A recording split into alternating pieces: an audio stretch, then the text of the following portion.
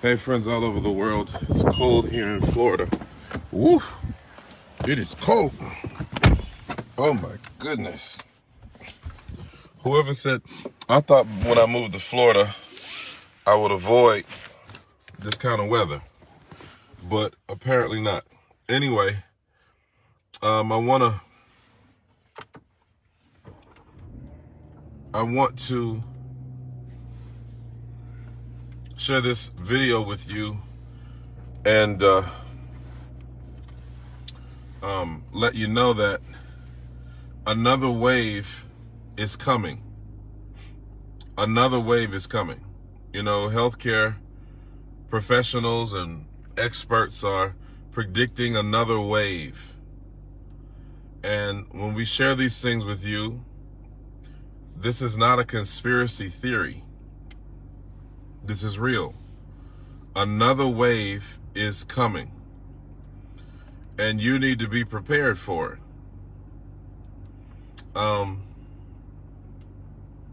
They're talking of deploying thousands of troops.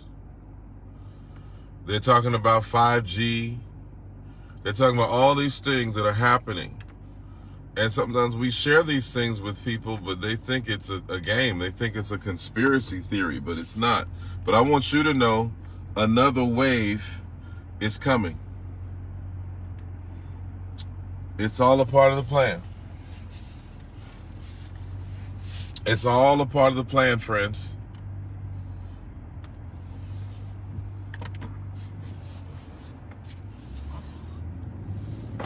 It's all a part of this whole thing. But I want you to know what I'm really talking about. You see, the enemy is a counterfeiter, which means that everything he does is a cheap imitation of what God has already done and what God is doing. So Paul said, where sin abounds, grace much more abounds. And this is a spiritual principle. Oftentimes we get distracted or discouraged by what the enemy's doing. You know, people getting sick, people under attack, loved ones dying, all of the doom and the gloom.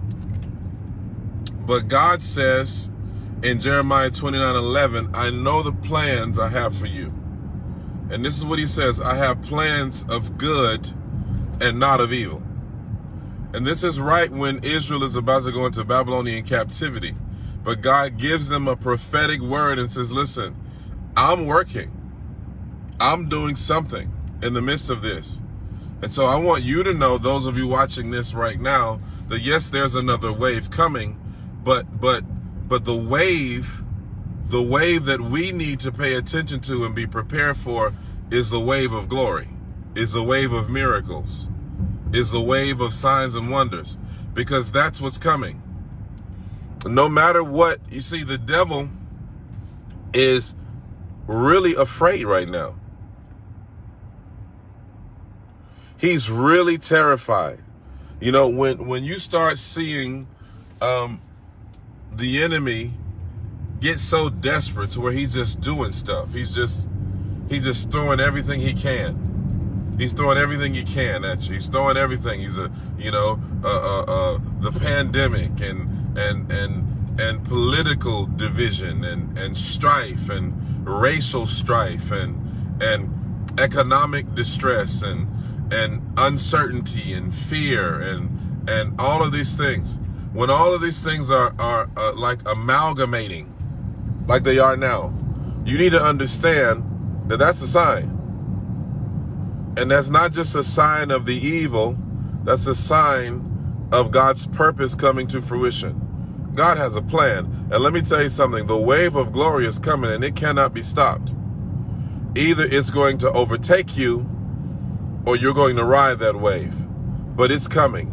And there's nothing that the host of hell can do to stop it.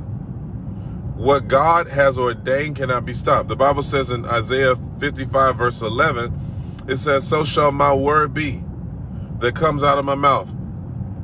It will accomplish what I please and prosper in the thing whereunto it was sent. So God has always had a divine purpose. God was not taken by surprise with all of this. God wasn't taken by surprise. So neither should you. You just need to be prepared. How do we get prepared? Because, you know, a lot of times I make these videos and people say, well, yeah, but what's the answer? You know, people get frustrated. Yeah, I hear what you're saying, but what are we supposed to do? Well, you're supposed to get closer and closer to the Lord. You're supposed to pray.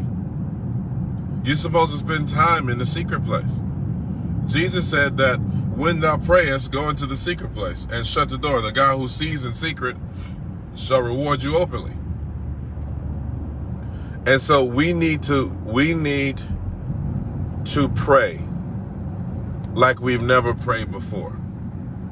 We need to get in the Word like we've never been in the Word before. We need to fast like we've never fasted before. And what I mean by that is we need to really hear God's voice to prepare ourselves. And again, this is not a doom and gloom message. I'm telling you that there is a wave of glory coming, hitting the earth. I believe that the glory of the Lord will cover the earth like the waters cover the sea. And I believe that many people will experience the power of God. I can't tell you the testimonies, the countless testimonies of people who've written to me. And when they wrote to me, they said, man, you know, I was in the hospital, I was sick. You know, they talked about how, man, it was looking so bad for them, and they didn't think, and all of a sudden they said, God's presence filled the room. God's presence filled that room. And it says when God's presence filled the room, many people were healed. Do you know that this is supernatural? This is supernatural. The fact that many of you are still here, many of you got sick, you were infected, and God touched your body. He touched the cells in your body. A good friend of mine, a good pastor friend of mine told me he had gotten sick, and you know, it was really bad. And he said, man, the power of God was flowing through his body. And there are endless testimonies of this. And yes, there are many who did not make it. But you know, if you're standing here today, it is by the grace of God and the power of God